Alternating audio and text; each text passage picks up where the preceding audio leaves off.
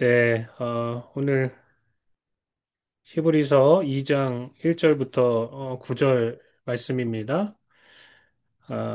전체적인 주제는 죽음을 맛보신 이유.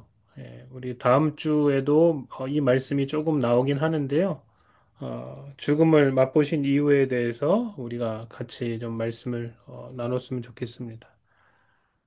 어, 자, 첫 번째 주제는 하나님과 아들의 증언을 유념하라. 하나님과 아들의 증언을 유념하라. 라는 말씀입니다. 자, 1절 보면 이렇게 나와 있죠. 그러므로 우리는 들은 것에 더욱 유념함으로 우리가 흘러 떠내려 가지 않도록 함이 마땅하니라. 여기 보면, 어, 하나님의 아들과 그 구원에 대한 말씀을 우리가 더욱 유념해야 됨을 강조하고 있어요. 그러니까 유념한다는 말은 집중해서 절대로 놓치지 않는다. 이런 의미를 담고 있거든요. 유념해라. 집중해가지고 절대 놓치지 말아라. 왜 그러느냐? 왜 유념해야 되냐? 이게 우리의 생사가 달려 있고, 영원히 어디에서 사는가가 달려 있기 때문에 예, 정말 중요한 말씀은 우리가 유념해서 들을 수밖에 없다는 거죠, 그죠? 예, 그러니까 어, 우리가 이렇게 어떤 뭐 소식을 들을 때, 누구에 대한 이야기를 들을 때 중요하지 않으면 유념해서 듣지 않아요. 그런데 정말 중요한 말씀이 전해지면 우리가 유념해서 들을 수밖에 없다는 거죠, 그죠? 이 말씀들이 그저 떠내려가 버리게 되면 우리가 다시 붙잡을 수가 없어요. 그 나중에 그때 유념할 걸, 그때 잘 들을 것, 이게 후회해도 소용이 없어진단 말이죠. 지옥에 가 있는 사람들이 무엇을 후회하겠습니까? 그때 그 말을 들을 걸.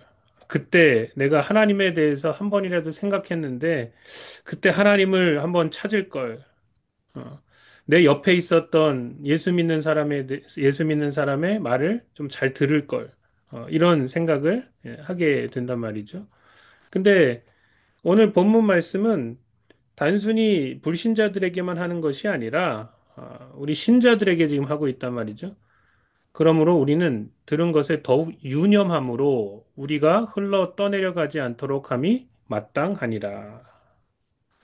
자, 그러면서 2절에 뭐라고 얘기하냐면 천사들을 통하여 하신 말씀이 견고하게 되어 모든 범죄함과 순종하지 아니함이 공정한 보응을 받았거늘 이렇게 이야기하고 있어요. 어, 여기서 보면은 천사들을 통하여 하신 말씀 이렇게 이야기했거든요. 이건 뭘 얘기하냐? 여러분, 율법을 성경은 천사들이 전해준 말씀이다. 이렇게 얘기해요. 자, 보세요.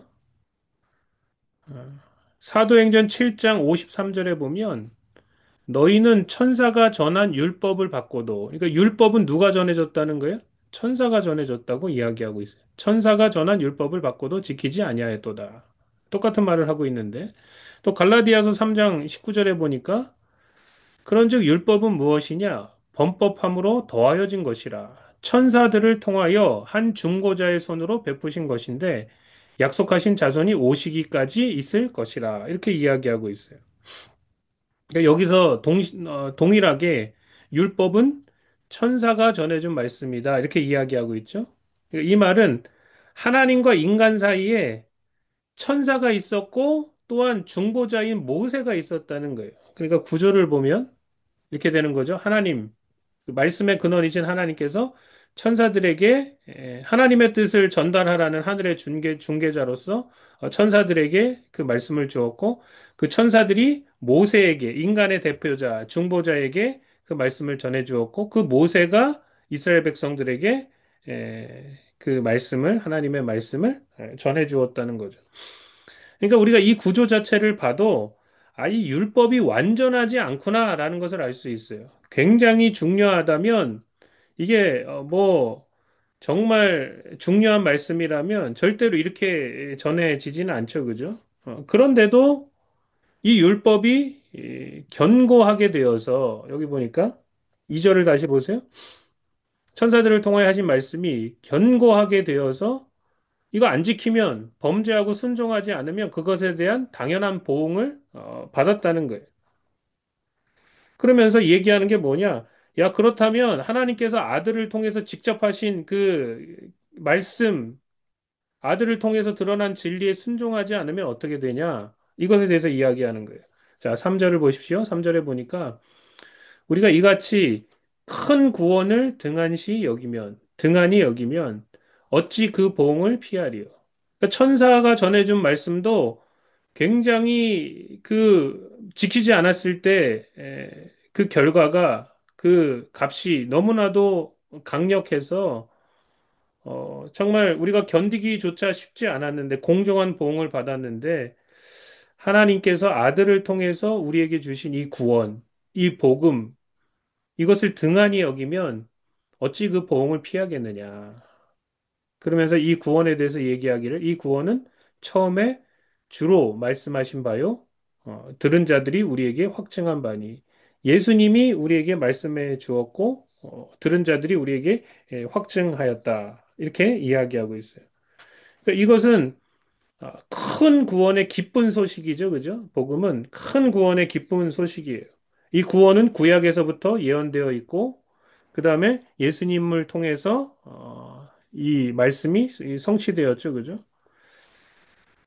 특별히 하나님께서 여기 4절에 보면 하나님도 표적들과 기사들과 여러 가지 능력과 및 자기의 뜻을 따라 성령이 나누어 주신 것으로서 그들과 함께 증언하셨느니라. 이렇게 이야기하고 있어요. 이 큰 구원의 기쁜 소식, 이 복음을, 이 하나님의 이 귀한 말씀을 하나님께서 여러 가지 표적들과 기사들, 능력, 그리고 성령을 나누어 주심으로 우리에게 증거하셨다는 거예요. 확증하셨다는 거예요. 뭘 확증하셨냐? 예수가 메시아시요 그리스도시고 하나님의 아들이심을 그분이 우리를 구원하시기 위해서 이 땅에 오셨음을 하나님께서 너무나도 명확하게 증언하셨다는 거예요. 그러므로 우리에게 필요한 것은 뭐냐? 유념해서 듣고 순종해야 된다는 거예요. 율법보다 이 말씀, 이 큰 구원의 말씀이 더 귀하기 때문에 정말 이 말씀을, 이 복음을 유념해서 듣고 믿고 순종하는 것이 너무나도 중요하다는 거죠. 그래서 하나님과 그 아들의 말씀을, 증언을 유념하라. 이렇게 이야기하고 있고요. 자, 두 번째, 장차 올 세상은 아들의 나라다. 5절에 보면 이렇게 나와 있어요. 하나님이 우리가 말하는 바 장차 올 세상을 천사들에게 복종하게 하심이 아니니라. 장차 올 세상을 그러면 누구에게 복종하게 하셨어요? 아들에게 복종하게 하셨죠, 그죠? 예. 하나님은 장차 올 세상을 천사들에게 주시지 않았다는 거예요. 그러면서 아들에 대해서 설명해 놓은 골로새서 1장 15절부터 17절 말씀을 우리가 좀 잘 읽어봐야 되는데, 우리가 최근에 새벽 기도에서 골로새서 말씀을 같이 나누지 않았습니까? 조금 더, 이렇게 익숙한 말씀인데, 한번 보세요. 자, 15절, 16절, 17절에 보면, 그는 보이지 아니하는 하나님의 형상이요. 예수님은 보이지 아니하는 하나님의 형상이다. 그러면서 모든 피조물보다 먼저 나신 이시니. 우리와 예수님의 차이를 너무나도 명확하게 이야기하고 있죠. 예수님은 하나님의 품속에서 태어나신 분이고 우리는 창조된 피조물이라는 거예요. 달라요. 차원이 다르죠? 자, 16절을 보세요. 만물이 그에게서 창조되되, 예. 예수님이 우리의 창조주가 되심을 이야기하고 있죠. 하나님께서 아들을 통해서 이 세상을 창조했다는 거예요. 근데 여기 보니까 뭐라고 나오냐?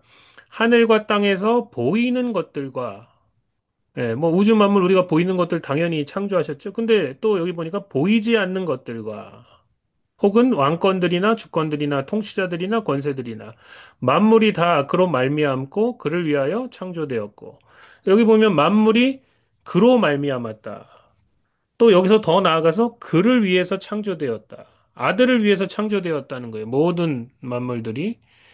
17절을 계속해서 보세요. 또한 그가 만물보다 먼저 계시고, 그렇죠? 예. 뭐, 태초에 창조 전부터 그가 계셨으니까, 만물이 그 안에 함께 섰느니라. 이렇게 이야기하고 있어요. 그러니까 여러분, 한번 이 말씀들을 통해서 한번 이렇게 상상해 보세요. 만세 전에 하나님께서 아들을 자기 품속에서 낳으셨어요. 그리고 이 독생자 하나밖에 없는 아들을 너무나도 아끼고 사랑하셨다는 거예요. 그래서 얼마나 사랑하셨냐? 하나님께서 자기의 동등됨을 아들에게 허락하셨다. 그리고 하나님께서 자기 영광을 아들과 함께 나누셨다. 이렇게 나와 있습니다. 또 이 아들을 만유의 상속자로 세우시고 아들을 통하여 온 우주 만물을 지으셨다. 보이는 것뿐만 아니고 보이지 않는 것까지도 다 아들이 창조했다. 이렇게 나와 있어요. 그런데 이 아들이 어떤 마음을 가졌냐? 하나님과 그 동등됨을 취할 것으로 여기지 않았다는 거예요. 빌립보서에 보면 나오죠. 어, 그는 근본 하나님의 본체시나 하나님과 동등됨을 취할 것으로 여기지 아니하시고 하나님께서 그 동등됨을 허락해 주셨는데 이 아들은 하나님과 동등됨을 취할 것으로 여기지 않고 자기에게 주신 그 영광을 당연하게 여기지 않으셨다는 거예요. 자기 위에 하나님 아버지가 계심을 알고 아버지를 사랑하고 아버지의 뜻을 받들어 섬기기 위해서 특별히 하나님의 소원이 뭡니까? 하나님의 형상대로 지음받은 그 인간들을 구원하시는 거예요. 구원하시는 거. 타락한 인간들을, 죄인들을 구원하시기 위해서. 그래서 예수님이 하신 결단이 사람이 되시기로, 하나님의 아들이 사람의 아들이 되기로 그렇게 결단했다는 거예요. 이게 성육신의 결단이죠. 이게 정말 놀라운 결단입니다. 이를 통해 가지고 예수님은 자신이 하나님의 참 아들이고, 또한 우리의 창조주요 구원자가 되심을 증명하고 온전해지셨다. 이렇게 우리가 알 수 있습니다. 자, 히브리서 5장 8절하고 9절에 보면 아주 이 사도 바울이 굉장히 중요한 말씀을 우리에게 하고 있어요. 히브리서 5장 8절에 보니까 그가 아들이시면서도 받으신 고난으로 순종함을 배워서 아들이시면 그냥 그 자리에 남아 계셔도 되는데 사람이 되시고 고난을 받으셨다는 거예요. 십자가에서 고난을 받으시고 죽으셨다는 거예요. 그것을 통해서 뭘 배우셨냐? 순종함을 배워서 하나님 아버지께 순종하는 것을 배워서 온전하게 되셨다는 거예요. 그래서 자기에게 순종하는 모든 자에게 영원한 구원의 근원이 되셨다. 이렇게 이야기하고 있고요. 자, 또 누가복음 24장 25절에 보니까 이렇게 나와 있어요. 여기 보면 지금 예수님이 부활하신 후에 에, 제자들이 예수님의 부활을 믿지 않았어요. 그리고 엠마오로 내려가던 자들에게 예수님 나타나셔서 말씀을 풀어 설명해 주면서 이렇게 얘기합니다. 자, 25절 보니까 이르시되 미련하고 선지자들이 말한 모든 것을 마음에 더디 믿는 자들이요. 그 예수님의 모든 이러한 삶, 또 예수님의 이러한 모든 그런 일련의 과정들을 선지자들이 다 이 예언해 놓고 말해 놨다는 거예요. 근데 마음에 미련하고 더디 믿는다는 거죠. 예. 26절을 보세요. 그리스도가 이런 고난을 받고 여기 보니까 뭐라 그랬냐? 자기의 영광에 들어가야 할 것이 아니냐 하시고 이렇게 이야기하고 있어요. 그리스도가 이런 고난을 받고 자기의 영광에 들어가야 할 것이 아니냐. 그러면서 이에 모세와 모든 선지자의 글로 시작하여 모든 성경에 쓴 바 자기에 관한 것을 자세히 설명하시니라. 이렇게 이야기하고 있어요. 그러니까 여기 다시 이 히브리서 5장으로 돌아가 보면 그가 아들이시면서도 받으신 고난으로 순종함을 배워 온전하게 되셨다. 그래서 자기에게 순종하는 모든 자들에게 영원한 구원의 근원이 되셨다. 이야기하고 있고 그리스도가 이런 고난을 받고 자기 영광에 들어가야 할 것이 아니냐 이렇게 이야기하고 있다는 거죠. 그러니까 고난 없이 영광이 없고 고난 없이 성숙함이 없고 고난 없이 온전함이 없다는 거예요. 그러니까 고난을 통해서 순종함을 배워서 아들의 진짜 영광, 하나님께서 주시는 그 영광에 들어가셨다는 그게 당연히 취할 것으로 여기지 않고 이런 일련의 과정을 통해서 예수님이 일부러라도 그 길을 걸으심으로 말미암아 직접 그 영광으로 들어가셨다는 거예요. 그렇기 때문에 이 아들이 너무나도 귀하고 이 아들이 모든 것의 중심이 되고 처음이 되고 마지막이 된다는 거예요. 그러니까 장차 올 세상은 아들의 나라고요. 이 아들의 예수님의 나라예요. 모든 만물이 이 아들 앞에 복종하게 되고 정말 참된 주님이시고 구원자이시고 또 창조주가 되심을 그렇게 고백하게 되어 있다는 거죠. 자, 그렇다면 이제 굉장히 중요한 얘기를 하고 있는데 예수님은 왜 죽음을 맛보셨는가? 이것에 대해서 지금 설명해 놓고 있어요. 자, 6절을 보세요. 그러나 누구인가가 어디에서 증언하여 이르되 사람이 무엇이기에 주께서 그를 생각하시며 인자가 무엇이기에 주께서 그를 돌보시나이까. 이렇게 이야기하고 있어요. 먼저 여기서 뭐라고 얘기하냐? 사람이 도대체 어떠한 존재기에 사람이 뭐기에 주님께서 그를 생각해 주시느냐? 사람이 도대체 어떠한 존재기에 하나님이 너무나도 사람을 귀하게 여기고 안 버리시고 구원하시고자 아들까지도 내어주셨잖아요. 그죠? 사람이 도대체 누구기, 어떤 존재기에 하나님께서 이렇게 생각해 주시냐. 그들의 구원을 위해서 아들까지 희생하시는가. 또 여기 보니까 인자가, 이 말은 사람의 아들이죠. 그죠? 인자. 이건 뭐 사람을 얘기하는 게 아니고 예수님을 얘기하는 거예요. 예수님은 이 땅에 오셔서 늘 자기 자신을 향해서 인자는 이렇게 얘기하셨어요. 하나님의 아들이셨지만 사람의 아들이 된 것이 너무나도 자랑스럽고 뿌듯하셨기 때문에 사람을 구원하시기 위해서 직접 사람의 모양으로 사람이 되어서 이 땅 가운데 오신 것을 늘 뿌듯하게 여기고 드러내기 위해서 늘 자기 자신을 인자라고 그렇게 표현했잖아요. 여기서 말하는 이 인자가 예수님이에요. 그러니까 도대체 하나님의 아들, 그 그리스도, 예수가 누구시기에, 어떠한 존재기에 하나님께서 그를 돌보십니까? 이렇게 이야기하고 있어요. 그리스도는 하나님의 아들이셨지만 사람의 아들이 되셨다는 거예요. 그분은 완전한 하나님이셨지만 또 완전한 사람이 되셨다는 거예요. 또 여러분 여기서 더 나아가서 잘 보세요. 사람이 되신 것도 너무나도 대단한 일이죠. 창조주가 어떻게 피조물과 같은 그런 모양으로 오게 됩니까? 어떻게 피조물이 됩니까? 그러니까 사람이 되신 것도 참 대단한 일인데, 우리 보고 만약에 뭐 개미가 되라 그러면 될 수 있으시겠어요? 참 쉽지 않은 일이죠. 우리 보고 개가 되라고 해도 참 쉽지 않은 일일 것입니다. 뭐 요즘에는 뭐 개팔자가 상팔자라고 개로 태어나면 참 행복하겠다 그렇게 얘기하는 사람들도 있긴 한데 어쨌든 이런 피조물이 피조물로 변하는 것도 쉬운 일이 아닌데 창조주께서 사람이 되셨다는 거죠. 그것도 대단한 일이에요. 근데 여러분 여기 보시면 이제 7절부터 보면 뭐라고 나오냐면 심지어 잠시 동안이긴 하지만 인자께서 예수님께서 천사보다 못한 존재가 되셨다. 이렇게 나옵니다. 도대체 이게 무슨 뜻이냐? 아니, 사람이 되신 것도 모자라서 더 자기를 낮추셔서 잠시 동안이지만 천사보다도 못한 존재가 되게 하셨다. 우리가 이제 뭐 천사에 대해서 몇 주간 배우지 않았습니까? 천사는 음, 그 뭐예요? 귀중함에 따라 귀중함을 보았을 때 사람보다 못한 존재다. 사람을 섬기기 위해서 하나님의 사역자로 그렇게 쓰임 받고 있는 자들이다. 그렇게 얘기하는데 여기 보면 7절에 이렇게 나왔죠? 7절에 보니까 그를 잠시 동안 천사보다 못하게 하시며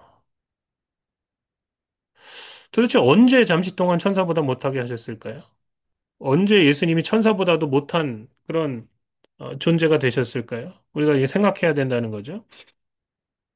자, 그러면 9절에 그 힌트가 있는데 9절을 보면 오직 우리가 천사들보다 잠시 동안 못하게 하심을 입은 자 그러면서 곧 이 말은 뭐 이꼴, 그죠? 죽음의 고난을 받으심으로 말미암아 영광과 존귀로 관을 쓰신 예수를 보니 이를 행하심은 하나님의 은혜로 말미암아 모든 사람을 위하여 죽음을 맛보려 하심이라. 이렇게 이야기하고 있어요. 어, 자, 여기 보면 9절에서 너무나도 분명하게 천사들보다 잠시 못하게 하심을 입은 자, 곧 죽음의 고난을 받으셨다라고 묘사하고 있다는 거죠. 그러니까 우리가 알 수 있는 것은 지금 예수님께서 죽으시고 부활하시기까지 그 시간 동안 도대체 예수님에게 무슨 일이 있었냐는 거죠. 그냥 죽으셔서 그냥 무덤에 누워 계셨냐? 그게 아니라는 거예요.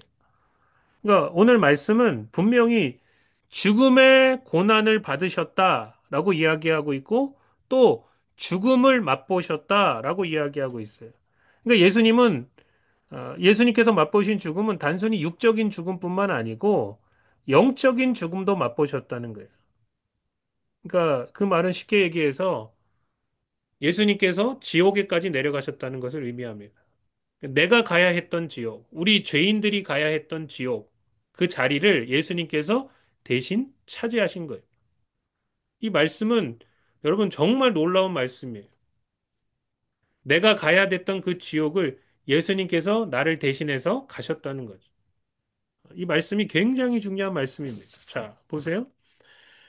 자, 그 사도신경에 보면 한국 사도신경은 이게 의도적으로 이거를 빼버렸어요. 이 멍청한 사람들이죠. 예, 굉장히 이 신학적으로도 잘 모르고 멍청한 사람들이 이 구절을 빼버렸어요. 자기들 멋대로. 근데 영어 사도신경에 보면 이렇게 나와 있어요.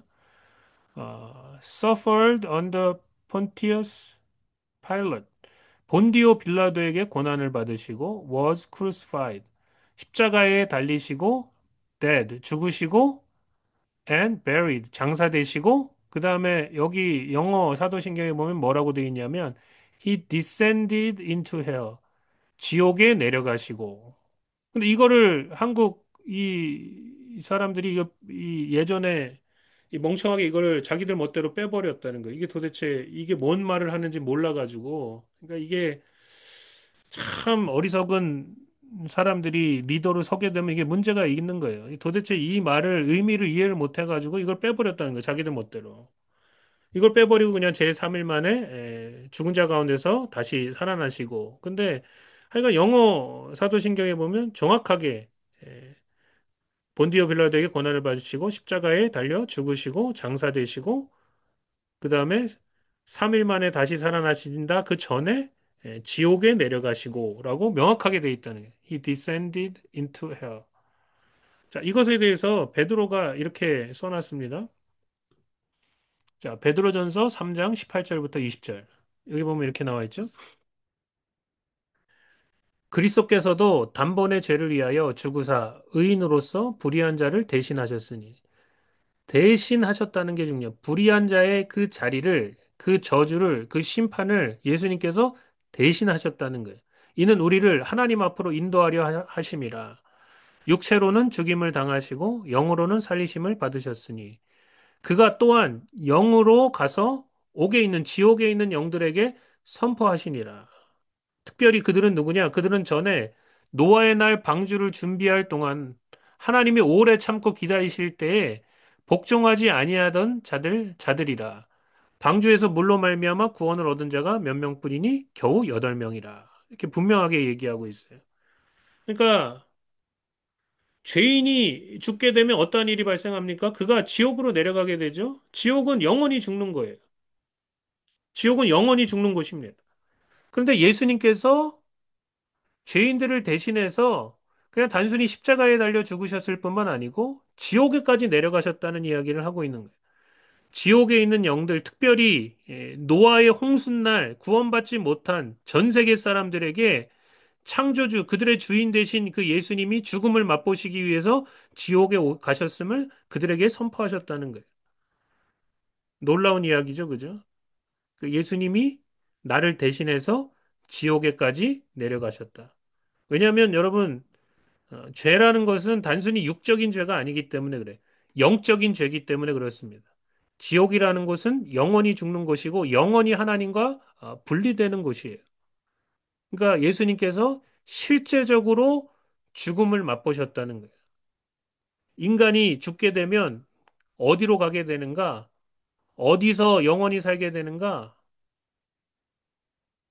그, 그곳, 그 죽음, 그 지옥을 예수님께서 맛보셨다는 거죠. 그리고 하나님의 공의가 만족되었을 때 하나님은 아들을 죽음에서 풀어 살리셨다. 이제 그렇게 선언하고 있는 것이죠. 그 어떻게 하나님의 아들이 사람이 되실 뿐만 아니고 또 육적인 죽음을 맛보셨을 뿐만 아니고 영적인 죽음까지 맛보셨는가? 왜 그렇게 하셨는가? 구절을 다시 한번 보십시오. 하나님의 은혜가 뭔지를 드러내고 모든 사람들을 살리기 위해서 그렇게 하셨다는 거예요.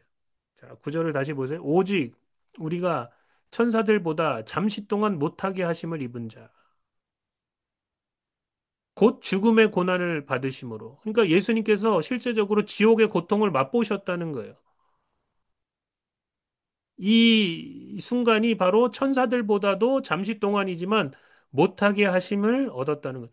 그러니까 예수님이 낮아지셨는데 하늘에서 이 땅에 내려오시고 하나님의 아들이셨지만 하나님이셨지만 사람이 되시고 또 그보다도 더 내려가서 우리를 대신해서 지옥의 고난을 죽음의 고난을 맛보시고 그 자리에서 천사들보다도 잠시 동안이지만 못하게 하심을 입으시고 하나님께서 그를 죽음에서 풀어 살리셔가지고 이제는 어떻게 하셨습니까? 영광과 존귀로 그에게 관을 씌우셨다는 거예요. 고난을 통해서 순종함을 배워 온전하게 되셨고 자기의 영광에 예수님께서 들어가게 되셨다는 거죠. 왜 이렇게 하셨냐? 이를 행하심은 하나님의 은혜로 말미암아 모든 사람을 위하여 죽음을 맛보려 하심이라. 이렇게 이야기하고 있어요. 우리를 위해서 모든 사람을 위해서 예수님께서 정말 진짜 죽음, 육적인 죽음뿐만 아니고 영적인 죽음, 지옥까지도 예수님께서 맛보셨다는 거죠. 자, 7절 후반절에 보면 이렇게 나와 있습니다. 영광과 존귀로 관을 씌워주셨다. 그러니까 예수님께서 죽음의 고난을 받으시고 죽음을 맛보신 그 아들, 하나님께서 너무 귀하게 생각하시는 그 아들을 이런 과정을 통해서 지극히 높여서 모든 이름 위에 뛰어난 이름을 주시고 그에게 영광과 존귀로 관을 씌워주셨다. 그러면서 만물이 그 발 아래 복종하게 하셨는데 여기 보세요. 자, 7절, 8절 다시 보세요. 영광과 존귀로 관을 씌우시며 만물을 그 발 아래 복종하게 하셨느니라 하였으니 그런데 이렇게 질문하고 있어요. 지금 그러면 만물이 그에게 복종하고 있느냐? 여기 보니까 만물로 그에게 복종하게 하셨은즉 복종하지 않는 것이 하나도 없어야 하겠으나 지금 우리가 만물이 아직 그에게 복종하고 있는 것을 보지 못하고 이렇게 이야기하고 있어요. 그렇죠? 예. 사람들도 여전히 그리스도에게 복종하지 않고 있고요. 악한 영들도 여전히 아직 그리스도에게 반항하고 있고요. 또 만물도 마찬가지로 그리스도에게 복종하지 않고 있어요. 그러면 도대체 예수님께서 이미 영광과 존귀로 관을 쓰시고 하늘 보좌 우편에 앉아 계시는데 언제 그 통치, 그 주권이, 그 영광이 온전히 드러나게 되는가? 아직 만물이 그에게 복종하고 있지 않지만 우리가 아직 그 순간을 보고 있지 않지만 그러나 곧 보게 될 거라는 거예요. 왜 그 순간을 늦추고 계시냐? 이유는 단 한 가지입니다. 다른 어떤 이유도 없어요. 단 한 가지 이유 때문에 아직 그 대관식을 늦추고 있다는 거예요. 왜 그러냐? 아직 구원받아야 될 그런 영혼들이 남아있기 때문에. 예. 구원받을 그 영혼들이 이제 하나님께로 돌아오고 구원을 얻게 되면 우리가 곧 보게 될 거라는 거죠. 그 아들의 나라와 권세와 주권과 영광이 얼마나 크고 놀랍고 위대한지에 대해서 예수님이 다시 오시면 그때 가서 그 대관식을 우리가 경험하게 될 거예요. 아들을 인정하지 않고 그 앞에 엎드리지 않는 자들에게 얼마나 큰 진노가 쏟아지게 될 것인가. 그것에 대해서 성경은 너무나도 명확하게 예언하고 있다는 거예요. 하나님이 참고 오래 참고 기다리고 계시는 이유는 한 사람이라도 더 구원하게 하며 정말 아들의 나라 가운데 들어가게 하기 위해서 참고 계시다는 거죠. 그러니까 오늘 말씀을 통해서 그 예수님에 대해서 우리가 조금 더 깊이 이분이 누구신지 어떤 일들을 행하셨는지에 대해서 깨달아 알 수 있고 그 아들을 제대로 알고 믿고 사랑하고 그 아들 앞에 순종하는 것, 복종하는 것이 너무도 중요하다. 너무도 중요하다라는 것을 우리가 또 한번 깨우치게 됩니다. 네, 오늘 굉장히 중요한 말씀을 우리가 같이 나누었어요.